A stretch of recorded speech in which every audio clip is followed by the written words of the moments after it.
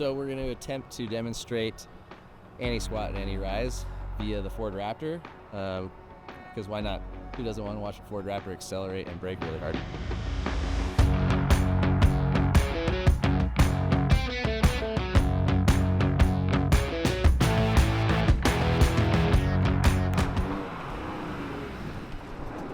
Everything to do with anti-squat and anti-rise, or the vast majority of it, has to do with your center of mass. So when you're on a bike, so we have a nicely drawn bike right here. When you pedal, Spencer. yes, thank you, Spencer.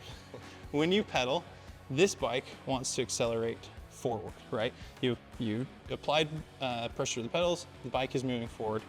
Your combined rider mass, which is typically a little bit above the hips on a rider, so we have that represented here, that is actually shifting backwards, okay? Bike's moving forward, and your rider mass is shifting backwards. That's just one of Newton's laws, right? For every action, there's an equal and opposite reaction. So if there's a forward translation, this mass that isn't physically connected to this, rigidly, wants to remain where it's at. So the bike is trying to move forward. So relative to the bike, this mass is trying to shift backwards. And that shift of your mass backwards influences your suspension. Oh. A forward translation of the bike and a rearward movement of the mass generally wants to compress the rear suspension of the bike. It wants to squat that suspension. So that's where that word comes from. Okay. When a suspension kinematic is designed, you can place your pivots in positions that resist that squatting force being transmitted into the suspension. That's what anti-squat is. Lots of people think that anti-squat is just chain force.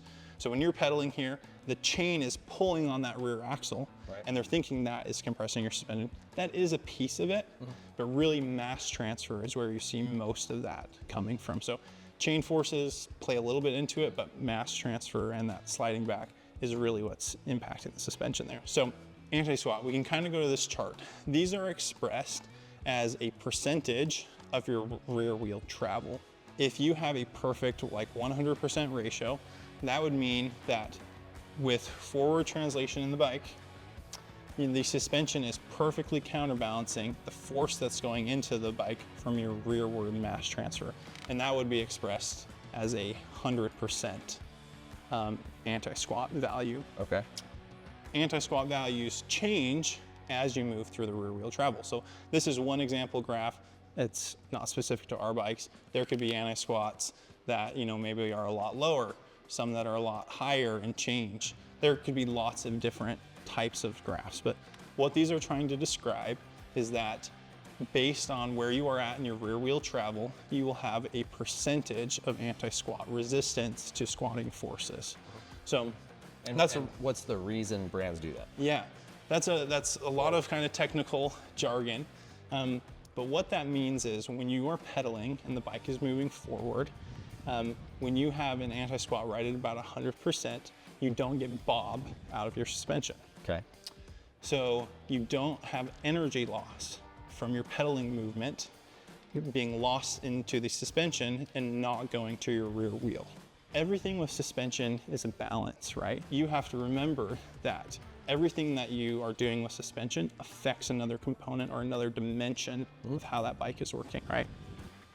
So we talked a little about priorities. Yeah. And when a bike is designed, you're typically designing it for specific terrain and a specific rider. Because of that, you're gonna have different suspension goals, right? So if you're looking at maybe an XC bike, there's a potential that you want to even be above 100% in terms of anti-squat. So without question, all of your pedaling power is moving into that rear wheel instead of being lost in suspension movement, right? Anti-squat typically is related a little bit to your anti-rise and your descending performance. And so you'll see generally on maybe a longer travel bike that you don't care about climbing as much, you'll have below 100%. Okay. Anti-squat. So maybe you're not resisting all of that force, but there's benefits in other places and other areas. So really with anti-squat, you're looking at a balance for what are the priorities of the bike, okay, and how do you want the bike to perform in terms of mostly pedaling dynamics. Okay. And so moving into an area that I'm always really critical of in bike reviews, right? some people are like, well, why wouldn't you want more efficiency? Why would you want better pedal platform, right? There's a drawback.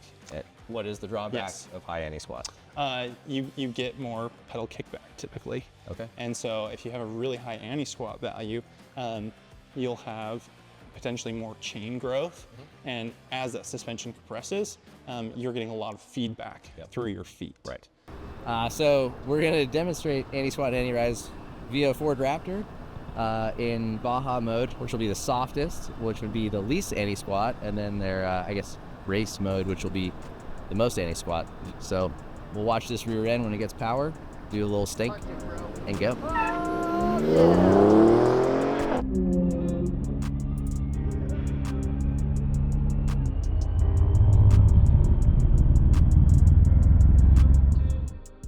So we will be switching modes, going from the soft and open Baja mode, which would probably represent less anti-squat, and some more anti-squat in the stiffer performance modes.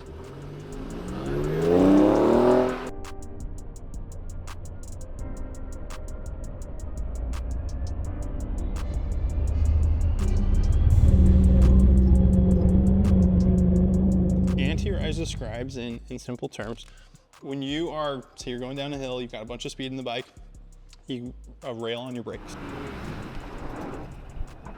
The bike is actually decelerating backwards, and your center of gravity is shifting forwards on the bike, right? You've been pulled towards the bars when you hit your brakes.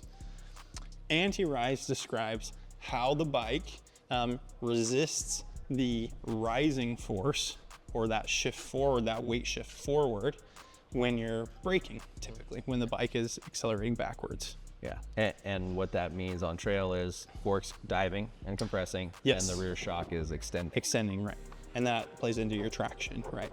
And how the bike kind of feels while you're braking in particular. Yeah, and then theoretically, right, instead of being down here where leverage rate changes and all that, you possibly get to a spot where your anti-squat starts coming into play, then you've got a stiffer amount of travel rather than being in the softer part. Right. Okay. Right. Yeah. Which is again why you can't mess with one without the other, right? Yes, they are tied. There are some things you can do that help separate them. Right. But in the vast majority of suspension designs, they are linked together. Okay. Yes. You had a perfect 100% or theoretical, perfect balancing of those forces. Your bike, when you pull on the brakes, is actually going to squat slightly, even if you're at 100%, where you think that's going to be perfectly neutral, but it's keeping your mass in the same spot, or that center of gravity in the exact same spot, because it's not about the bike, it's about center of mass. So when you're looking at this, again, just like this graph, there could be, some bikes maybe have an anti-rise that's something like that. Some could start higher and come lower.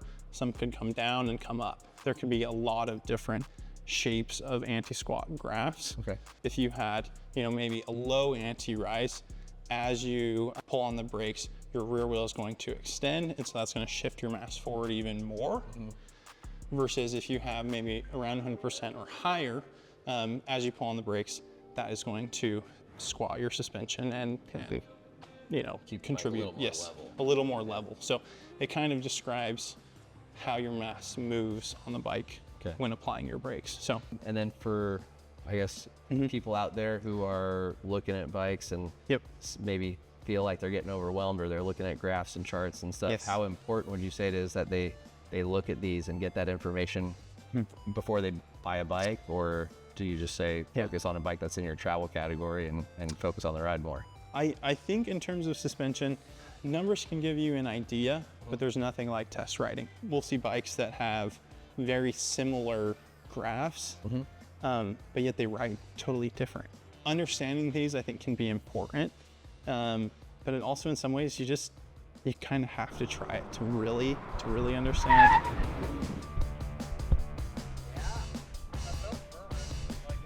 Well, thanks very much. And of course, anybody out there, if you've got questions or want to ask specific stuff, let us know down below. We'd love to get involved and answer any questions, or reach back out to Ty and see what else we can help you with. So thank you guys very much for watching, and we'll see you out on the trails.